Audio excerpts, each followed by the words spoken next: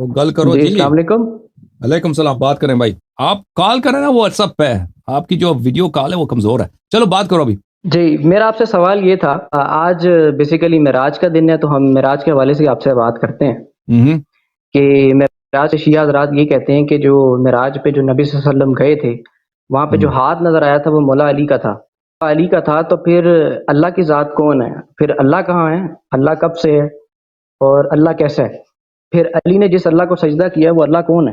تو ایک تو میرا آپ سے دیکھیں اس بارے میں آپ سے سوال ہے.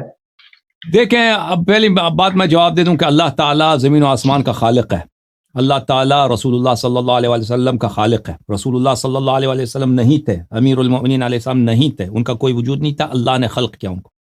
وہ اللہ کے مخلوق ہیں، وہ اللہ ان کے رازق ہیں. اللہ ان کو رزق دیتا ہے، اللہ نے ان کو زندگی دی اور اللہ نے ان کو موت دی. اور وہ اللہ کے بندے تھے، اللہ کی پرستش کرتے تھے اور اللہ کے سامنے وہ گریا کرتے تھے سجدے میں. جی.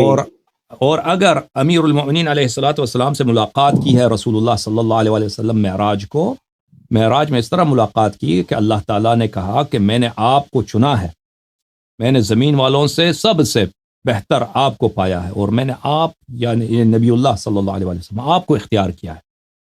اور پھر فرمایا آپ کے بعد میں نے آپ کے بھائی امیر المؤمنین علیہ السلام کو سب سے بہترین پایا، ان کو میں نے برگزیدہ بنایا اور میں نے ان کا آپ کا وسیع بنایا. اور پھر اسی طرح حضرت زہرا سلام اللہ علیہ اور 12 اماموں بقیہ 11 اماموں کا نام لیا اللہ تعالیٰ نے کہ میں نے ان کو انتخاب کیا. اور پھر رسول اللہ صلی اللہ علیہ وسلم سے فرمایا کیا ان سے ملاقات کرنا چاہتے ہو؟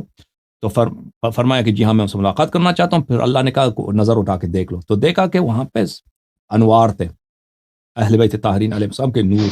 اچھا یہ کئی بہت سارے احادیث میں بہت سارے صحابہ سے مروی ہے، یہ ہمارے کتب میں اور خود اہل بیت علیہ السلام سے مروی ہے. اچھا تو اس میں یہ نہیں ہے ہمارے نزدیک اللہ کا ہاتھ ہوتا ہے. تو اللہ کا ہاتھ اگر رسول اللہ صلی اللہ علیہ وسلم نے انوار دیکھیں تو اس نے اللہ کو دیکھیں. دوسرا سوال یہ ہے. جی سر اسی سے مرتبط ہے، اسی سے ربط ہے یا دوسرا سوال ہے اور ہے؟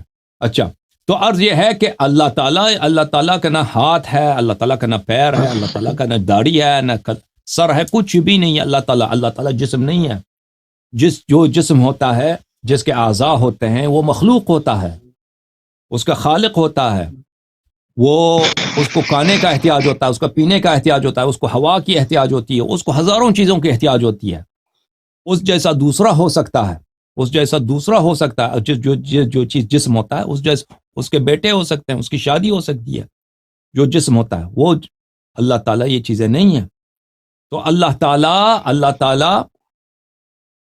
تعالیٰ منفرد ہے. اللہ تعالیٰ اپنے مخلوق سے اس کا وجود ہی مختلف ہے اللہ تعالیٰ. تو پھر یہ کہنا کہ اللہ کون ہے، علی علیہ السلام کون ہے، یہ بھئی بہت واضح ہے. امیر المؤمنین علیہ السلام اللہ کے مخلوق ہیں، لیکن اللہ رسول اللہ صلی اللہ علیہ وسلم بھی مخلوق ہیں. اللہ ان کے خالق ہیں، ان کے رازق ہیں، لیکن سب خلائق پہ ان کو برتری ہے، اللہ کے سب سے مقرب ہے.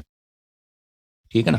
لیکن اس میں کوئی ہمیں شبہ نہیں ہے کہ ان دونوں میں فرق کیا. بالکل شبہ نہیں ہے، بالکل فرق بہت واضح ہے. ایک خالق ہے، ایک مخلوق ہے، ایک معبود ہے، ایک عابد ہے.